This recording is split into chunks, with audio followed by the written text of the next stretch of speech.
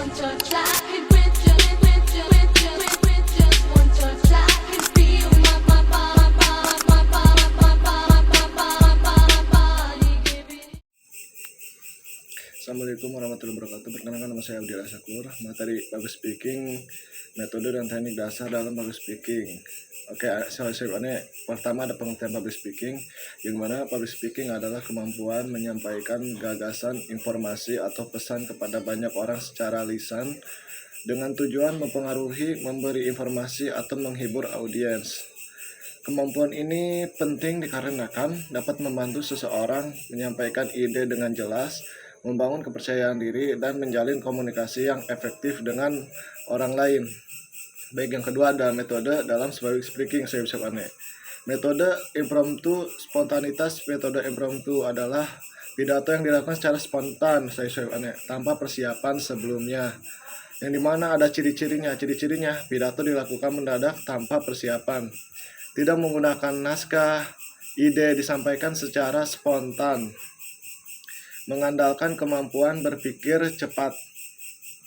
Kelebihan penyampaian terasa alami, lebih menarik karena banyak improvisasi, melatih kepercayaan diri. Kurang lancar bagi pemula. Sering muncul kata pengisi seperti atau bisa kehabisan ide saat berbicara di depan umum. Contoh, sambutan mendadak, menjawab pertanyaan diskusi yang ditanyakan oleh audiens, komentar spontan dalam rapat. Baik, ada metode manuskrip, membaca naskah. Metode ini menggunakan naskah pidato yang sudah ditulis lengkap lalu dibacakan saat berbicara. Ciri-ciri pidato ditulis secara lengkap: pembicara membaca naskah, bahasa terstruktur dan sistematis. Interaksi dengan audiens sangat-sangat terbatas dikarenakan membaca. Kelebihan materi tersampaikan secara lengkap, menghindari kesalahan atau lupa. Cocok untuk pemula. Kekurangan penyampaian terasa kaku, kurangnya komunikatif dengan audiens, sulit menyesuaikan situasi. Contoh, pidato kenegaraan, pengumuman resmi, laporan resmi, atau presentasi ilmiah yang dilakukan oleh mahasiswa biasanya.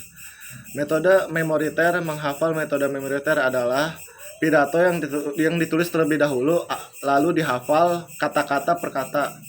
Ciri-ciri pembicara menghafal seluruh teks, tidak menggunakan naskah saat tampil, fokus pada ketepatan kata.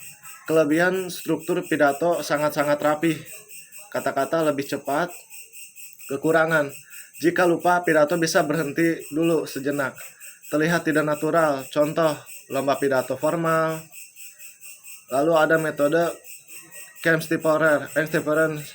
Metode ini menggunakan persiapan matang tetapi tidak membaca naskah, biasanya hanya menggunakan kerangka atau catatan kecil. Ciri-ciri, ada persiapan materi yang dipersiapkan, menggunakan outline. Penyampaian sangat-sangat fleksibel. Kelebihan, lebih komunikatif, interaksi dengan audiens lebih baik dikarenakan lebih fleksibel untuk menyesuaikan situasi yang ada saat pidato.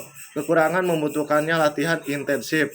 Contoh, presentasi materi, ada seminar, kuliah umum, atau lainnya. Teknik menyusun materi public speaking agar pembicaraan jelas dan terstruktur.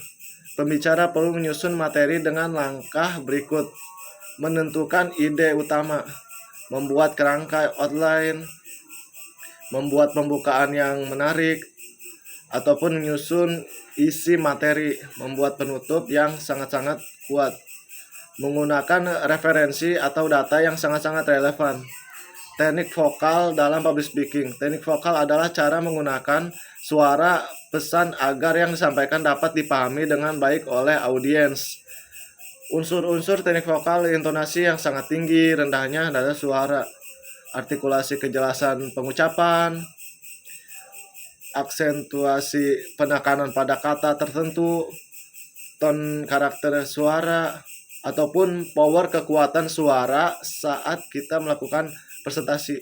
Timbre, warna khas suara, speed, tempo, kecepatan berbicara, volume keras atau lembutnya suara saat berpidato ataupun sambutan. Napas teknik pernapasan saat berbicara, pra-sharing, jeda saat berbicara ataupun stress sharing, penekanan kata, infleksi, perubahan naik turun nada suara. Mungkin itu saja yang bisa saya sampaikan.